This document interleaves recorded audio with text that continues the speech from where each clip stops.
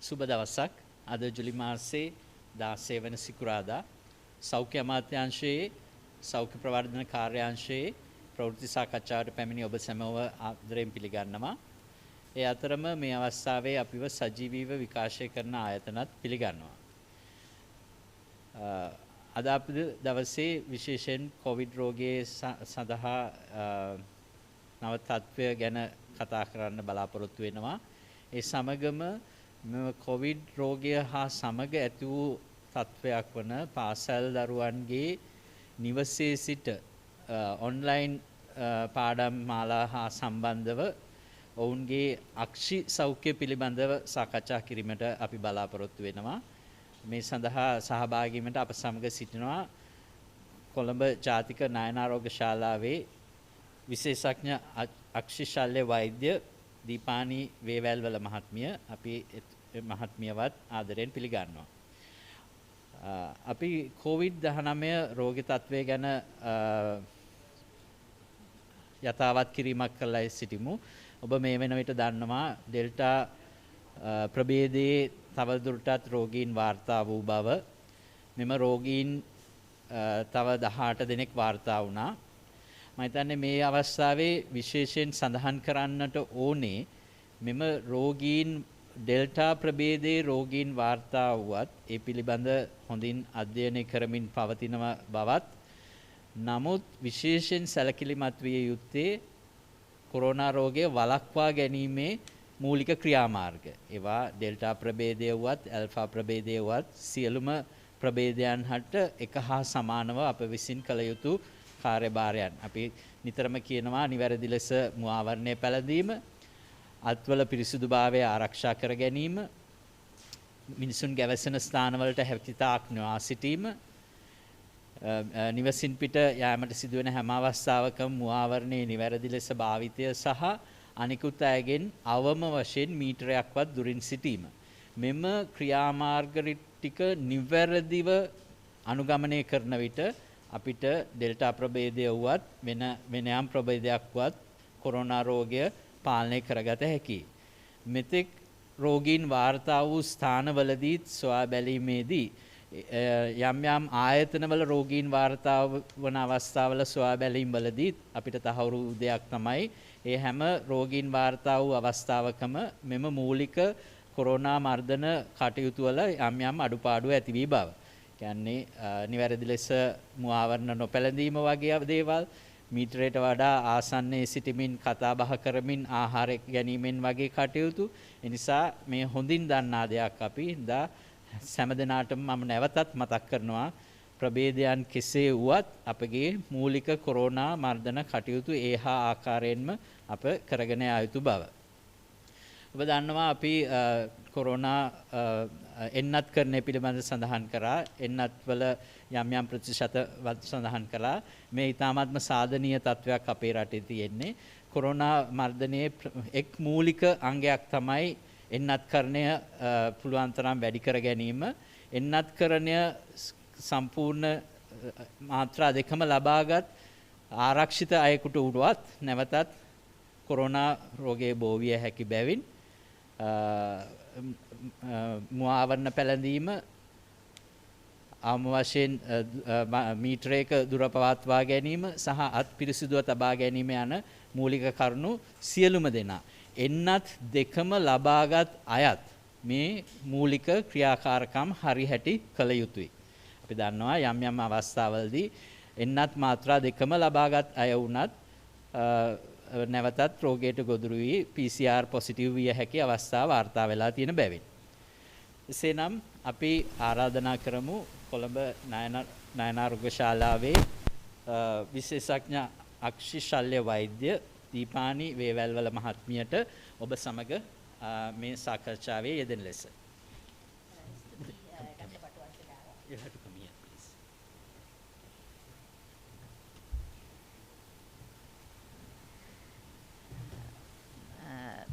Doctor බටුවන්තුඩාව කිව්වා වගේ මේ සාකච්ඡාවේ ප්‍රධානම මේ පරමාර්ථය අර දරුවන්ගේ පාසල් ගමන නතර වී ඔන්ලයින් ක්‍රමයට අධ්‍යාපනය හැදෑරීමේදී එහෙම නැත්නම් දැන් සමහරක් අය රැකියාව කරන්නේත් ඔන්ලයින් ගෙදරදී තාක්ෂණික මෙවලම් පාවිච්චි කරමින්. ඉතින් ඒ අවස්ථාවලදී ඇස්වලට යම්කිසි ප්‍රශ්නයක් සිදු වෙනවාද කියන එක. ඉතින් එහෙම ප්‍රශ්නයක් සිදු වෙනවා මොකද ඔන්ලයින් දිගටම ඉන්නකොට ඇස්වල වෙහෙසක් ඇති වෙනවා. ඒතර ඒ වෙහෙස ඇති වෙන්නට ප්‍රධානම හේතුව තමයි ඇස් පිල්ලම් ගැහිම අඩු වෙන නිසා ඇස්වල වියලි ස්වභාවයක් ඇතිවීම. ඒ කියන්නේ ඇස්වල කඳුළු ස්තරයක් අපේ හැමතිස්සෙම තියෙන්න ඕන. මේ කඳුළු ස්තරය ඇහි ක්‍රියාකාරීත්වයට අත්‍යවශ්‍යයි. කඳුළු ස්තරය කියන එක අපි බොහොම තුනී සියුම් දෙයක් කියලා හිතුවට ඒකෙන් අපට ඇහැට ලබා දෙන පෙනීම ඊටාම වැදගත්. ඒතර මේ කඳුළු ස්තරයේ වෙනස්කමක් සිදු වුණොත් එය තුනී වෙලා ගියොත් එහෙම නැත්නම් වියලි වෙලා ගියොත් අපිට ඇස් රිදීමක් එහෙම නැත්නම් ඇස්වල බොඳ ගතියක් ඇති වෙන්න පුළුවන්. ඔන්ලයින් එක දිගටම ඉන්නකොට. එතකොට ඒක අපි වළක්වා ගන්නේ කොහොමද කියන එකයි මේ කාරණාව සිද්ධ වෙන්න ඇතිවෙන රිස්ක් ෆැක්ටර්ස්. එහෙම නැත්නම් මේ කාරණාව වැඩිපුර සිදු වෙන්නේ කුමන අවස්ථාවලදී කියන එකයි අපි හිතලා බලන්න ඕන. කතා කරලා බලන්න පුළුවන්. එතකොට දැන් අර ප්‍රධාන වශයෙන් මේ වියලි බව ඇති වෙන්නේ ඇස් පිල්ලම් ගැසීම අඩු වෙන නිසා. අපි සාමාන්‍යයෙන් විනාඩියකට 14 වාරයක් 15 වාරයක් ඇස් පිල්ලම් ගහන්න ඕන. නමුත් අපි මොකක් හරි ස්ක්‍රීන් එකක් දිහා බලන් ඉන්නකොට ඒ ගහන වාර ගාන අඩු වෙනවා. එතකොට වෙන්නේ අර කඳුළු ස්තරය එතන එකතු වෙලා. ඒ කියන්නේ කඳුළු ස්තරය හරියට මේ පවෙතෙන්නේ නැහැ. කඳුළු ස්තරය කැඩෙනවා. ඒක නිසා අපි විශේෂයෙන්ම දරුවන්ටත් අනිත් අයටත් කියන දේ තමයි විනාඩි 20ක් අපි ස්ක්‍රීන් එකක් දිහා බලන් ඉන්නකොට ඒ විනාඩි 20ට තප්පර 20ක් අපි ඇස් වහලා එහෙම නැත්නම් ඇස් රිලැක්ස් කරලා ඉන්න ඕන. දැන් පන්තියක පාඩමක් අහගෙන ඉන්න ළමයෙක්ට මේක කරන්න පුළුවන්ද කියලා මව්පියන්ට ප්‍රශ්නයක් ඇති වෙන්න පුළුවන්. ඒක කරන්න පුළුවන්. අපි කොහොමත් සාමාන්‍යයෙන් පන්තියක හිටියත් අපි ඇස් පිල්ලම් ගහනවා. ඒතකොට මේකෙදී අපි චුට්ටක් කල්පනාවෙන් ඉන්න ඕන. මොකද පන්තියකදී අපි වටපිට බලනවාට වැඩිය මෙතනදී මේ වැඩිපුර අවධානයක් යොමු වන නිසා ළමයාට ඇස් පිල්ලම් ගහන්න අමතක වෙනවා. ඒක නිසා ඒක පුරුද්දක් විදිහට ටික වෙලාවක් යනකොට ඇස් පිල්ලම් ගහන්න. ඒ කියන්නේ ඇස් පිල්ලම් ගහන එක පුරුදු වෙලා ඒක කරන්න ඕන. ඒතර ඒක ඊටාම වැදගත්. ඊගාව වැදගත්ම දෙයක් දෙමව්පියන් හැටියට කළ යුතු දෙයක් තමයි දැන් ළමයි සමහර වෙලාවට ළමයි මේ තාක්ෂණික මෙවලම් වලට හරිය කැමති. සමහරක් ළමයි අපිට දෙමව්පියෝ ඇවිල්ලා කියනවා මේ මෙවලම් ඒගොල්ලන්ගෙන් අයින් කළොත් එහෙම ඒගොල්ලෝ තරහ ගිහිල්ලා රණ්ඩු වෙලා අඬලා ලොකු ප්‍රශ්න ඇති කර ගන්නවා කියලා. ඒක නිසා අම්මලා දරුවන්ගේ සිත සතුටු කරන්න අර මෙවලම තවදුරටත් ඒගොල්ලන්ට දෙනවා. ඉතින් එතන පොඩි වැරද්දක් තියෙනවා. මොකද පන්තියේ ක්‍රියාකාරීත්වය ඉවර වුණාම පුළුවන් තරම් ඉක්මනට ඒක ළමයාගෙන් අයින් කරන්න ඕන. මොකද හේතුව ළමයා ඒකෙන් ඊට පස්සේ වෙන දේවල් බලනවා. එහෙම නැත්නම් අර ගේම්ස් ගහන්න මේ ක්‍රීඩා කරන්න ඒ වගේ දේවල් පටන් ගත්තාම අර ප්‍රශ්නේ තවදුරටත් වැඩි වෙනවා. මොකද එතෙන්දී දැන් මේ අසීමිත වෙලාවක් ඒක පාවිච්චි කරන්න වෙන නිසා.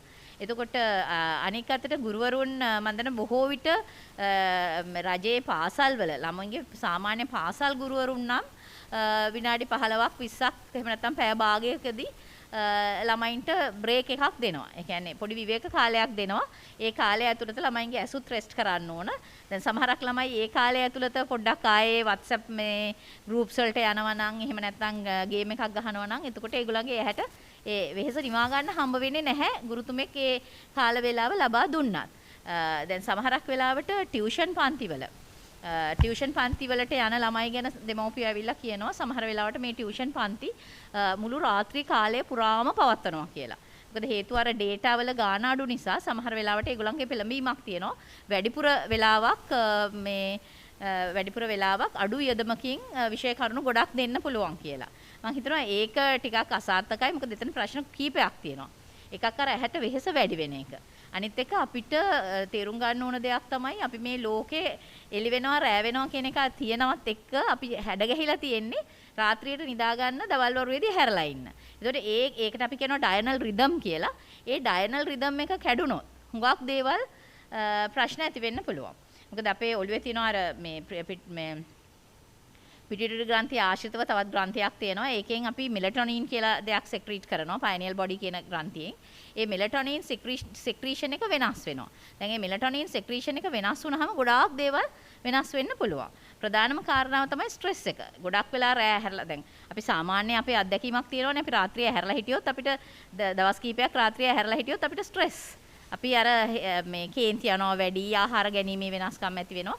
අපිට නොඑක් ප්‍රශ්න ඇති වෙනවා ඒ රාත්‍රී කාලය. දැන් සමහරක් වෙලාවට රාත්‍රී කාලේ ඇහැරලා ඉන්න කෙනෙක් දවල් කාලේ නිදාගත්තා කියලා ඒ ප්‍රශ්නේ 100%ක් විසඳෙන්නේ නැහැ.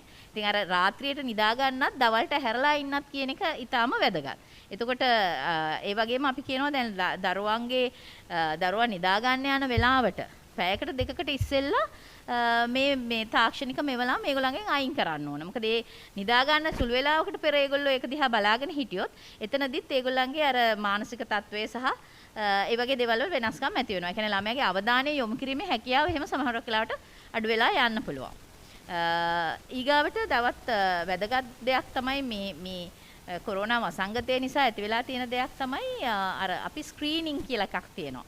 ඒ කියන්නේ ස්ක්‍රීනින් කියන්නේ අපි රෝගයක් නැති කෙනෙක්ට යම් කිසි රෝග තියෙනවද කියලා. අපි රිස්ක් ගෲප් එකක්. ඒ කියන්නේ පාසල් දරුවන් අතර ඇති වෙන්න පුළුවන් වර්තන දෝෂ. ඒ කියන්නේ පෙනීම අඩු වෙනවා වගේ ඒ වගේ දෝෂ. එතකොට ඒ වගේ දේවල් අපිට ස්ක්‍රීන් කරන්න බැරි වෙනවා. අපි සාමාන්‍ය තත්වයන් යටතේ පළවෙනි ශ්‍රේණිය, තුන්වෙනි ශ්‍රේණිය, පස්වෙනි ශ්‍රේණිය වගේ ශ්‍රේණිවලදී ළමයිව ස්ක්‍රීනින් එකකට යොමු කරනවා. ඒ කියන්නේ ප්‍රදේශීය සෞඛ්‍ය වෛද්‍ය කාර්යාල මගින් පාසල් වලට ගිහිල්ලා ස්ක්‍රීනින් එකක් කරනවා. ඒතකොට ඒ ස්ක්‍රීනින් එක මේ දවස්වල කරන්න විදිහක් නැහැ.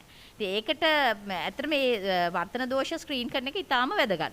මොකද ළමෙක් හැමදාම නෙමේ හුඟක් වෙලාවට ළමයි අපි ළඟට ඇස් පෙන්නන්න එනකොට කියන්නේ මාස 3කට ඉස්සෙල්ලා හොඳට හිටියා.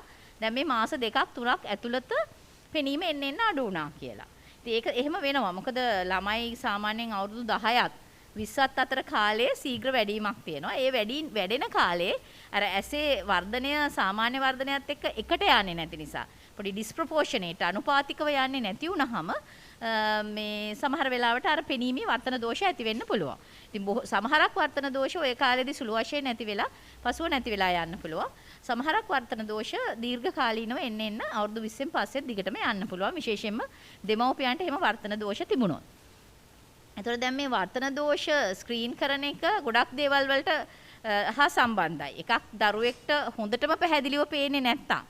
දැන් පන්ති කාමරයේ වුණත් පිටිපස්සේ පේලියේ ඉඳගෙන ඉන්න ළමයෙක්ට බෝඩ් එක හොඳටම පේන්නේ නැත්තම් එයාගේ ක්‍රියාකාරකම් වල පොඩි ස්ලෝ වීමක් ක්‍රියාකාරකම් අඩු වීමක් සිද්ධ වෙනවා. සමහරට ඒක ලොකුවට පේන්නේ නැති වෙන්න පුළුවන්.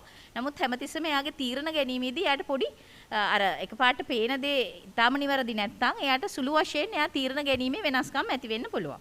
ඒක නිසා පාසල් යන දරුවෙක්ගේ අපි ඊටාම සුළු වර්තන දෝෂයක් පවා නිවැරදි කර යුතුමයි. ඒක නිසා වර්තන දෝෂ සඳහා ස්ක්‍රීන් කිරීම වැදගත්. ඊගාවට විශේෂයෙන්ම ළමයාට දැන් මේක ඔන්ලයින් ක්ලාසස් වල ඉන්නකොට ඒගොල්ලන් ඇහැස් රිදෙනවා, ඔළුව රිදෙනවා, එහෙම නැත්නම් පේන්නේ නැතුව යනවා ටික වෙලාවක් කියලා කියනවා නම් අර වියලි ගතිය වගේම මේ වර්තන දෝෂයක් තියෙනවද කියලා බලන්න ඕන. මොකද සුළු වර්තන දෝෂයක් තිබිලා ඒක නිවැරදි කළාම එයාගේ ප්‍රශ්නේ විසඳෙන්න පුළුවන්. වර්තන දෝෂ වගේම තව තියෙනවා සුළු වපර කියලා. ඒ කියන්නේ සාමාන්‍යයෙන් අපි ඕන කෙනෙක් දන්නවා වපරයක් කියන්නේ මොකද්ද කියලා ඇස් දෙක දෙවිදිහක බලාගෙන ඉන්න එක. දැන් ඒ වගේ ලොකුවට පිටට පේන්නේ නැති වපර වර්ග තියෙනවා. ඒ වේනුත් ළමයින්ගේ අවධානය යොමු කිරීම සහ මේ දේවල් හරියට බලා ගැනීමට බලපෑමක් ඇති වෙන්න පුළුවන්. දැන් සාමාන්‍යයෙන් මෙහෙම ළමයෙක් දිගින් දිගටම කියනවා නම් ඒ කියන්නේ අර විදිහට මේ අපි අර ඔන්ලයින් ක්ලාස් එක බ්‍රේක් දීලා ඒ විදිහට කරනවා නම් එහෙම කරද්දිත් ළමයා හිස රදය ඇස්පෙනීම අඩුකම ඒවා කියනවා නම් අක්ෂි වෛද්‍යවරයෙක් හෝ අක්ෂි සායනයක් වෙත යොමු වෙලා අර වර්තන දෝෂයක් තියෙනවද සුළු අපරයක් තියෙනවද කියන ඒ දේ කාරණා බලා ගන්න ඕන. මොකද නැත්නම් ළමයාගේ අර ක්‍රියාකාරකම් අඩු වෙන්නට පුළුවන්. ඊගාවට දරුවන්ගේ ප්‍රශ්න ඇරුණාම දැන් ඔය ස්ක්‍රීනින් තවත් කියන්න ඕන කාරණාවක් තමයි දැන් මේ ස්ක්‍රීනින් එක වෙන්නේ නැති නිසා දරුවන්ගේ වර්තන දෝෂ සඳහා ස්ක්‍රීනින් එක වෙන්නේ නැති නිසා මේ විෂන් 2020 වැඩසටහන යටතේ ප්‍රෝග්‍රෑම් එකක් පටන් ගන්න යනවා අර ගුරුවරුන්ට ඔන්ලයින් ක්ලාස් එකේම ළමයින්ගේ විෂන් ප්‍රොබ්ලම්ස් තියෙනවද කියන එක ස්ක්‍රීන් කරන්න. දැන් අපි ඉස්සර මේ කොවිඩ් වසංගතේ එන්න කලින් බොහෝ විට ගුරුවරුන්ට පුරුදු කළා. මොකද අර සෞඛ්‍ය කාර්යාංශ වලින් කරන්න පුළුවන් ප්‍රමාණය අඩු නිසා ඊට වඩා ව්‍යාප්තව පුළුල්ව මේක කරගන්න ගුරුවරුන්ට ට්‍රේනින් ප්‍රෝග්‍රෑම්ස් කළා. ඒතකොට ගුරුවරුන්ට පුළුවන් ළමයින්ගේ පෙනුම බලලා ඒ පෙනුම අඩු ළමයි අක්ෂි සායන වලට යොමු කරන්න. ඒතකොට දැන් ඒක වෙන්නේ නැති නිසා අපි දැන් ඒකත් වෙබිනා මගින් ඒ කියන්නේ ගුරුවරුන් හා විදුහල්පතිවරුන්ට වෙබිනා මගින් මේ ස්ක්‍රීනින් කරන හැටි උගන්වන පාඨමාලාවක් තියෙනවා. ඒකත් එක්කම අපි දෙනවා අර ඇප් එකක්.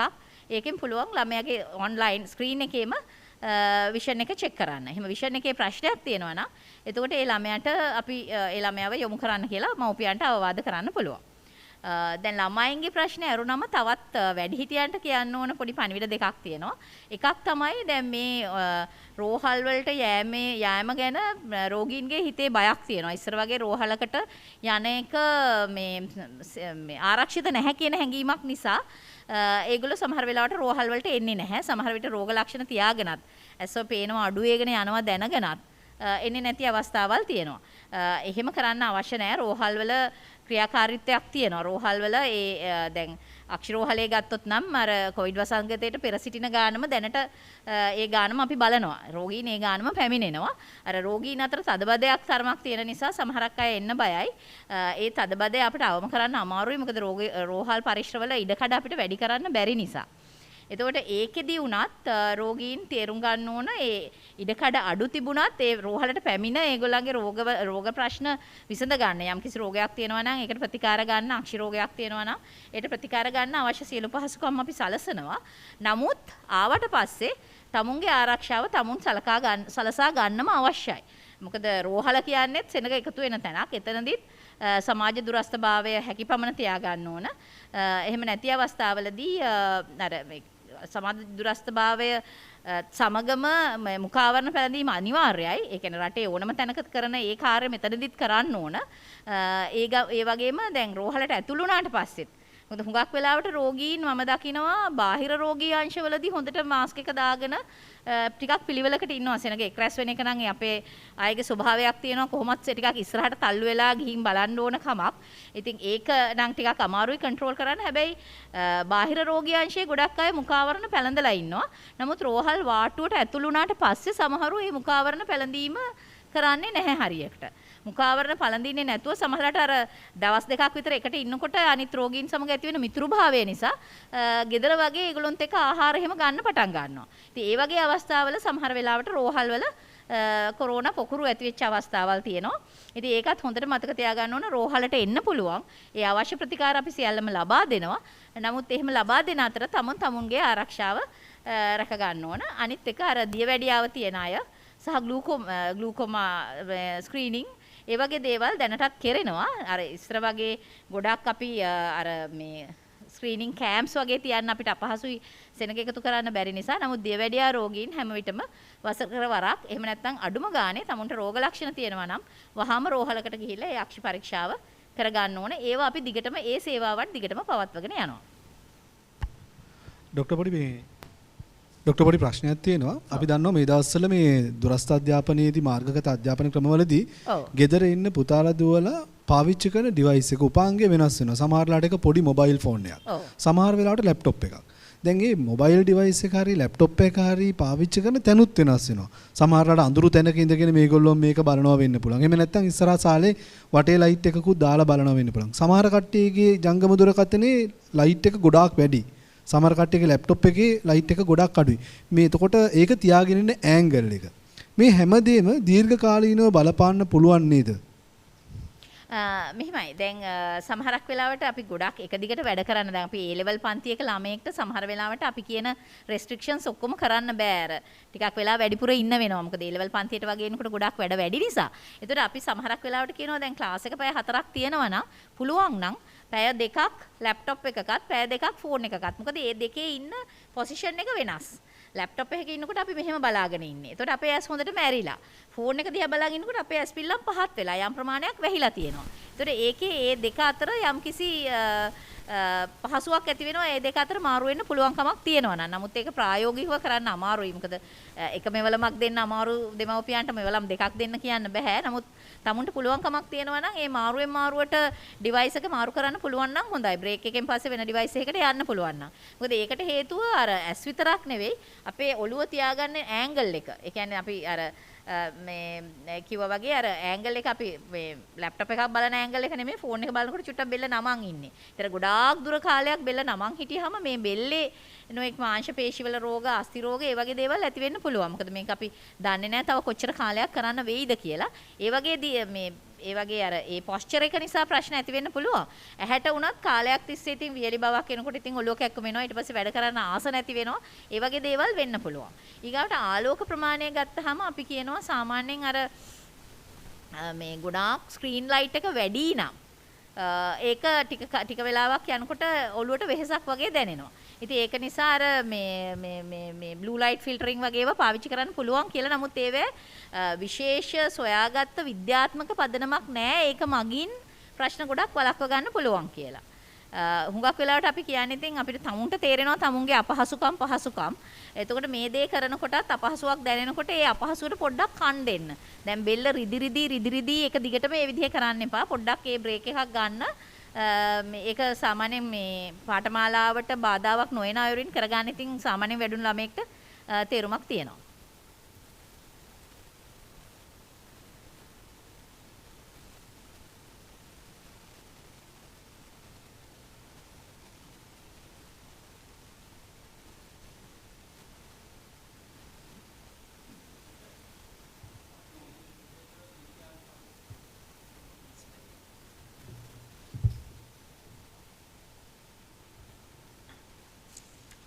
අපේ ජාතික අක්ෂරෝහලේ අක්ෂශෛල විශේෂඥ වෛද්‍ය දීපයනි වේවැල්වල මහත්මියට බොහොමත්ම ස්තුති වෙනවා අප සමග එක් වී මේ වැදගත් තොරතුරු හුවමාරු කර ගැනීමට. එතුමිය විශේෂයෙන් සඳහන් කළේ මේ ඇස්පිය ගැසීමේදී ඇස මතු පිට තියෙන කඳුළු පටලය නිතර අලුත් වෙන බවත් එය නිතර කිරීම අත්‍යවශ්‍ය බවත් මම හිතන්නේ විනාඩියකට 20 වතාවක් පමණ යමෙක් ඇස්පිල්ලම් ගහන බවත් එය මාකරි ස්ක්‍රීන් එකක් දිහා බලාගෙන ඉනකොට ඇහි පිල්ලම් ගහන ප්‍රමාණය අඩු වෙන බවත් ඒක ඉතා හොඳ තොරතුරක් පුරුද්ද ඇස්පිල්ලම් ගැසීම ඇති කර ගැනීම. එසේනම් අපි අද දිනයේ කොවිඩ් රෝගය සම්බන්ධ සංඛ්‍යා ලේඛන කීපයක් ඉදිරිපත් කරන්නට බලාපොරොත්තු වෙනවා. අපි ශ්‍රී ලංකාවට මේ දක්වා එන්නත් තොග වශයෙන් ලැබුණු බැලුවොත් 9.2 මිලියන් පමණ එන්නත් ලැබිලා තියෙනවා.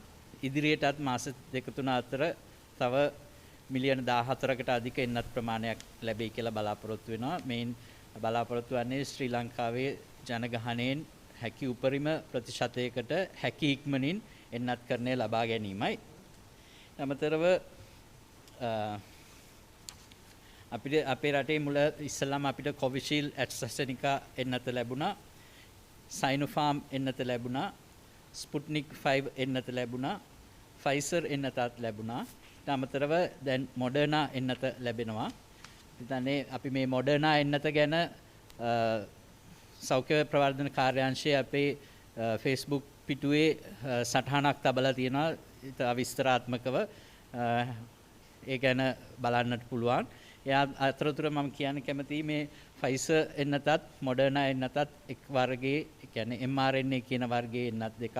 ඒවා එන්නත් ශීතදාමය ආරක්ෂා කරන ආකාරයත් එක හා සමානයි ඒ එන්නත් දෙකේම.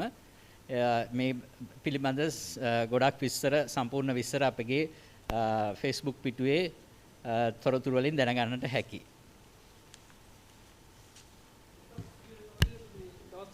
PCR කොච්චර කර ප්‍රමාණයක් කරාද කියලා දැනගන්න පුළුවන්ද? PCR testing.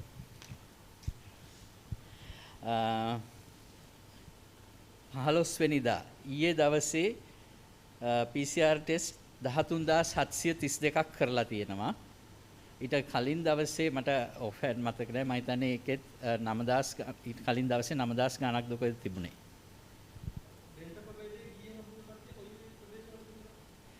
ඩෙල්ටා ප්‍රභේදයේ ඊයේ වාර්තා වෙච්ච රෝගීන් 18 මම හිතන විදිහට කොළඹ මහනගර සභාවේ ප්‍රදේශයට අයිති කීප දෙනෙක් ඉන්නවා.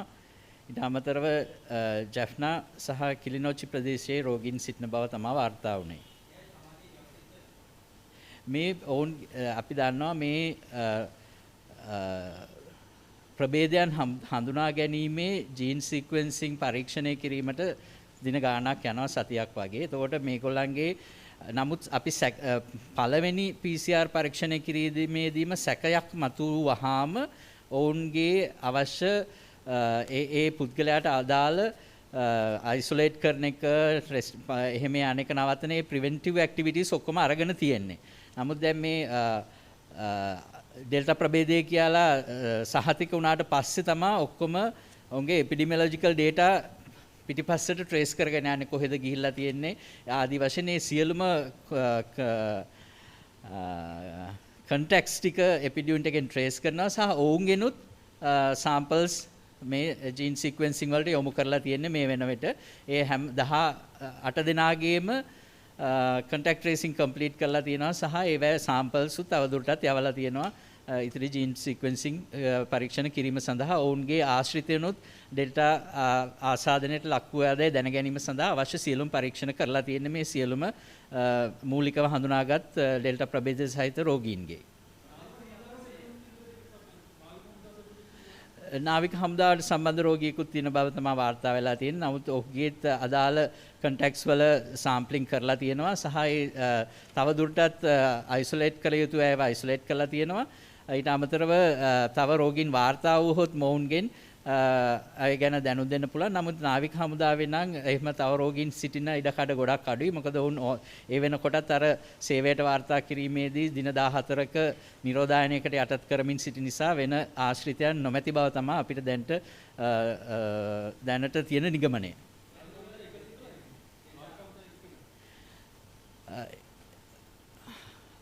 එක්කෙනෙක් ගැන කතා වුණා අපි. අනික් සියලුම අයගේ මම හිතන්නේ රෝගීන් කීප දෙනෙකුගේම මේ epidemiological data trace කරන නිසා හරිම exact ගණන්ම දැන් මම හරියට දන්නේ නැහැ. නමුත් අපි ඒක ප්‍රධාන වසංගත රෝග විද්‍යාඥයෙක්ගෙන් දැනගෙන කියන්නම් data සම්පූර්ණව වහාම. දැන්ට වාර්තා වෙලා තියෙන්නේ අපි කලින් කිව්වා 18ක් කලින් හිටියා. මෙතන ආයිත් 18 දෙනෙක් වාර්තා වෙලා තියෙනවා. සියලුම එතකොට 36 දෙනෙක් ඔක්කොම සම්පූර්ණ වශයෙන් වාර්තා වෙලා තියෙනවා.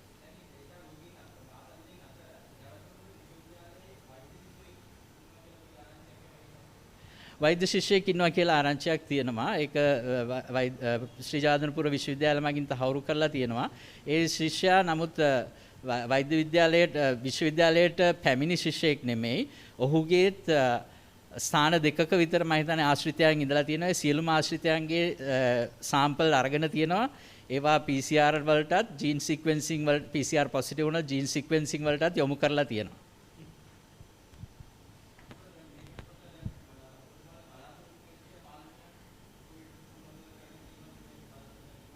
මම හිතන්නේ කරුණු තුනක් කියන්න ඕනේ මට ওই ප්‍රශ්නේ පිළිබඳව.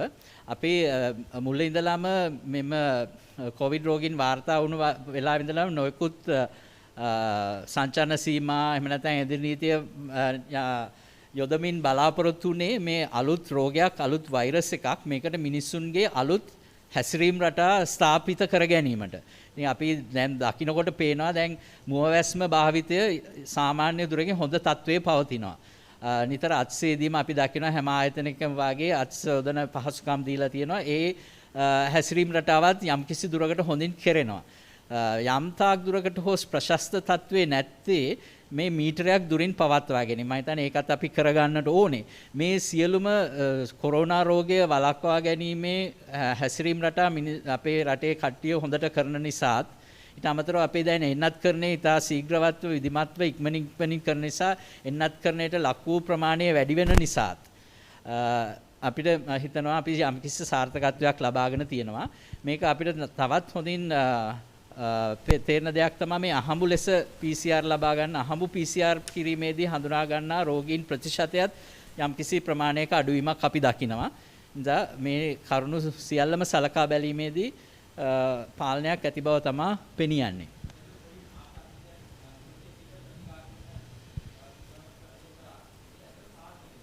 ඒක පයිලට් ප්‍රොජෙක්ට් එකක් තමයි කළුතර දිස්ත්‍රික්කයේ පැවතුනේ. ඒ ගොඩාක් සාර්ථක අවස්ථා තියෙනවා. ඒ දත්ත බැලීමේදී පෙනියන්නේ 5% පමණ රෝගීන් රෝහල් ගත කිරීමට සිදු වූ බව. ඒ රෝගීන් ඒ කියන්නේ දිනපතා හැම නිවසේ රඳවා තියෙන සෑම රෝගියෙකුටම වෛද්‍යවරයෙක්ව යොමු කරලා තියෙන්නේ. අපොයින්ටඩ් ડોක්ටර් කෙනෙක් ඉන්නවා. එයා දවසට අවම වශයෙන් දෙපාරක් හරි කතා කරනවා. ඊට අමතරව රෝගියාට පුළුවන් තමුට ගැටලුවක් තියෙනවා නම් ඒ වෛද්‍යවරයාට ටෙලිෆෝන් මගින් සම්බන්ධ වීමට. ඉතින් ඒ මගින් ඉතා හොඳින්ම නියාමනය කරලා තියෙනවා. ඊට අමතරව රෝහල්ගත විය යුතුයයි සිතන අය රෝගීන් ඉතාම ඉක්මනින් හඳුනාගෙන රෝහල්ගත කරලා තියෙනවා. කළුතර දිස්ත්‍රික්කයේ මූලික පයිලට් ප්‍රොජෙක්ට් එකේ පේන විදිහට 5% පමණ රෝගීන් රෝහල්ගත කරන්න සිදු වෙලා තියෙනවා. ඒක සාර්ථකයි කියලා තමයි කියන්න පුළුවන්. ડોක්ටර් අපි දකින දෙයක් තමයි මේ රූපවාහිනී නාලිකාවල ඒත් එක්කම අනිකුත් තැන්වල මුහුණු ආවරණය පළඳින්න නැතුව ගොඩක් කට්ටිය මුව ආවරණය පළඳින්න නැතුව මුහුණු ආවරණයක් ෆේස් ෂීල්ඩ් එකක් විතරක් දාගෙන ඉන්නවා. අපි හුඟක් තැන්වල දකිනවා ඒ කිසිම අවස්ථාවක ඒගොල්ලෝ මුව ආවරණයක් නැහැ. හැබැයි සමීපව සමහර වැඩසටහන් පවත්වාගෙන යනවා. මේක කොයි විදිහටද මේ කොවිඩ් රෝගයේ ව්‍යාප්තිය පාලනය කිරීම සඳහා මේ ෆේස් ෂීල්ඩ් එක කියන එක බලපාන්නේ? මම හිතන්නේ මේ ප්‍රධානම දේ තමයි නිවැරදි ලෙස මුව ආවරණයක් ෆේස් මාස්ක් එක භාවිතා කිරීම. ඒක තමයි මූලික කොරෝනා වැළැක්වීමේ පියවර. එම මුව ආවරණයට අමතරව වැඩිමනත් වශයෙන් එළියෙන් ෆේස් ෂීල්ඩ් එකක් දාලා තියෙනවා නම් මම හිතන්නේ අපේ වෛද්‍යතුමියත් එහෙම භාවිතා කරනවා. එතුමිය ඒ වගේ අවස්ථාවක වැඩිපුර ඇඩිෂනල් සේෆ්ටි එකක් ගන්න පුළුවන්. නමුත් මුව ආවරණය නැතිව ෆේස් ෂීල්ඩ් එක පමණක් භාවිතා කිරීමෙන් කිසිසේත්ම කොවිඩ් රෝගය සම්බන්ධ ආරක්ෂාවක් ලැබෙන්නේ නැහැ. එය වැරදි පිළිවෙතක්. එය පොදු ස්ථානයක ශීල්ඩ් එකක් පමණක් භාවිතා කිරීම මම හිතන්නේ නිරෝධායන නීතිය උල්ලංඝනය කිරීමක්.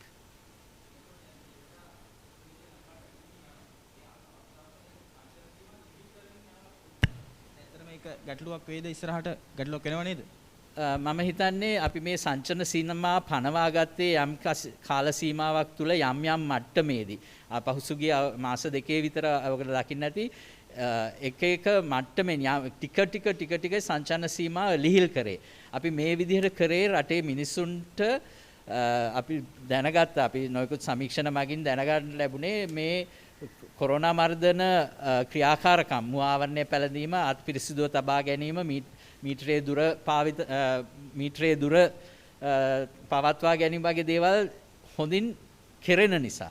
ඊට අමතරව මම කලින් කිව්වාගේ මේ අහඹු PCR වලින් වාර්තා වෙන රෝගීන් ප්‍රමාණය එක කාලයක ඔබට මතක ඇති 120ක් විතර පොසිටිව් වෙච්ච කාලෙකුත් තිබුණා.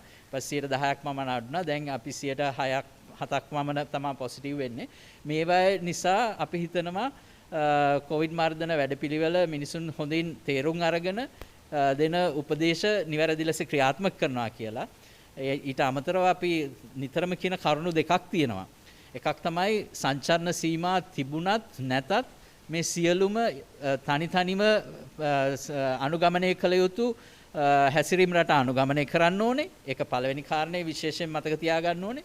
දෙවෙනි කාරණේ විශේෂයෙන් මතක තියාගන්න ඕනේ මේ ප්‍රභේදය කුමක් වුවත් ඇල්ෆා ප්‍රභේදයද බීටාද ඩෙල්ටාද කියන ප්‍රභේදය කුමක් වුවත් අපේ මේවා වළක්වා ගැනීමේ ක්‍රියාදාමයන් එක හා සමානයි. ඒ නිසා මම හිතනවා ඩෙල්ටා ප්‍රභේදය යම්කිසි රෝගීන් ප්‍රමාණයක් සොයාගෙන සිටියා වුවත් මේ අවස්ථාවේදී කොරෝනා රෝග පාලනය සාර්ථකව කරගෙන යනවා කියලා අපිට නිගමනය කරන්න පුළුවන්.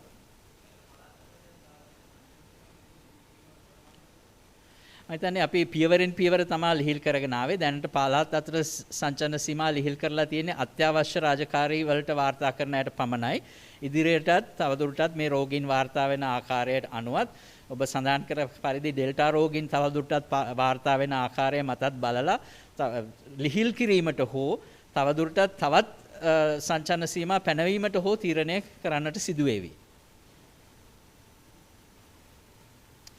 සෙනම් අද දිනේ සෞඛ්‍ය අමාත්‍යාංශයේ සෞඛ්‍ය ප්‍රවර්ධන කාර්යාංශයේ ප්‍රවෘත්ති සාකච්ඡාවට සහභාගී ඔබ සැමටම බොහොම ස්තුතියි. අපිව සජීව විකාශය කළ ආයතන වලටත් බොහොම ස්තුතියි. නැවතත් ලබන සතියේ සඳුදා දිනේ මෙවැනි ප්‍රවෘත්ති සාකච්ඡාවකදී හමු වෙමු. බොහොම ස්තුතියි.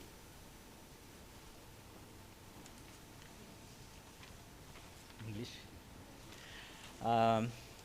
I would like to give a short summary in English.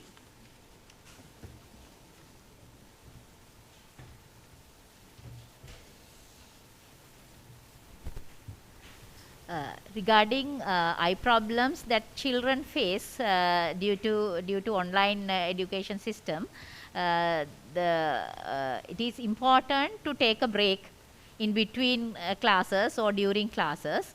The teachers are supposed to give this break, and also things like using the phone in between classes for other purposes like group chatting or playing games, watching films, etc. Using any screen in between times should be reduced.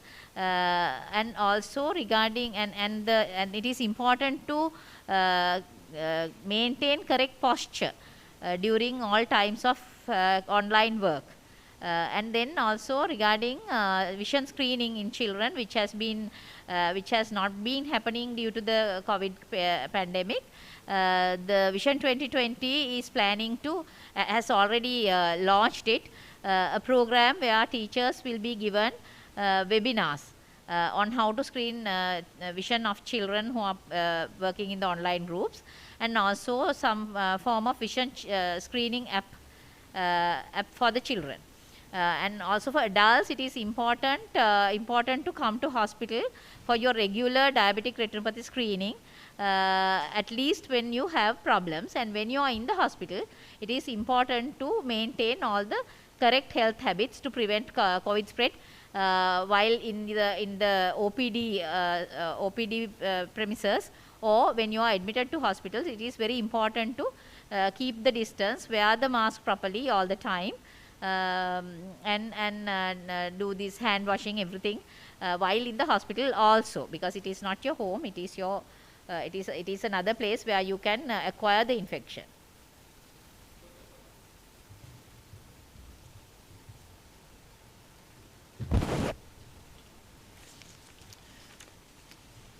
To give a brief summary in English, so we know Sri Lanka, we are doing fairly well in vaccination program compared to many other countries, and so far we have received over 9 million doses of vaccines to the country, and they have been used, and we are expecting to receive over 14 million vaccine doses over the next 2 to 3 months. And we have done a considerable coverage of vaccinations in the Western Province, and especially in the Colombo district, and this will be continued, and the aim is to get a maximum coverage of the population with the corona vaccination. And we received Covishield AstraZeneca first, and then we got the Sinopharm vaccines, Sputnik 5 vaccine, and Pfizer, and very soon today we are receiving Moderna vaccine also. The Moderna vaccine is quite similar to Pfizer. Both of them are mRNA vaccines, and they are being they have to be stored in -20 refrigeration, and these both vaccines, initially the Pfizer and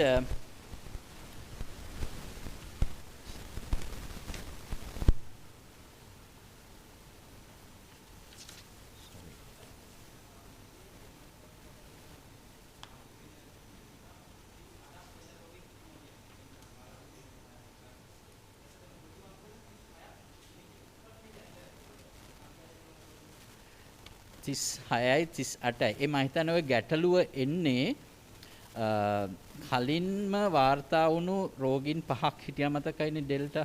ඊට පස්සේ තව රෝගීන් 14ක් වාර්තා වුණා. ඊට පස්සේ ඒ 14යි 5යි 19යි. නමුත් ඒ දෙවනුව වාර්තා වූ 14 දෙනාගෙන් දෙදෙනෙක් කලින් පහෙත් හිටියා. ඒ නිසා ඒ දෙකක් රිපීට් වුණා. එතකොට එතන 17යි. අමතරව කොළඹ සරසවියෙන් තව එක් රෝගියෙක් වාර්තා වුණා. එකයි එතකොට 18යි. ඒ කලින් වාර්තා වෙච්ච 18යි ඊයේ වාර්තා වුණ 18යි එකතුව 36යි. මම හිතන්නේ ගණන මුළු ගණන හැදෙන්නේ ඒ ආකාරයටයි. Right. Two things I want to mention here again in the English summary. What we have to be very careful and conscious is, irrespective of the strain, whether it's alpha or delta, we have to use the same preventive measures, that is wearing the face mask, cleaning hands, keeping the hands clean, and maintaining at least 1 meter distance. That's the important thing. And irrespective of having travel restrictions, we have to maintain, whether there are travel restrictions or not, we have to adhere to our basic corona preventive measures. So this was the two things people were questioning today, whether the relaxing the travel restrictions and getting new beta cases being reported, delta cases being reported. So in both instances, irrespective of the variant, irrespective of whether there are travel restrictions or not, we have to adhere to basic corona preventive measures, that is wearing the face mask, keeping your hands clean, and maintaining at least 1 meter distance. Thank you very much.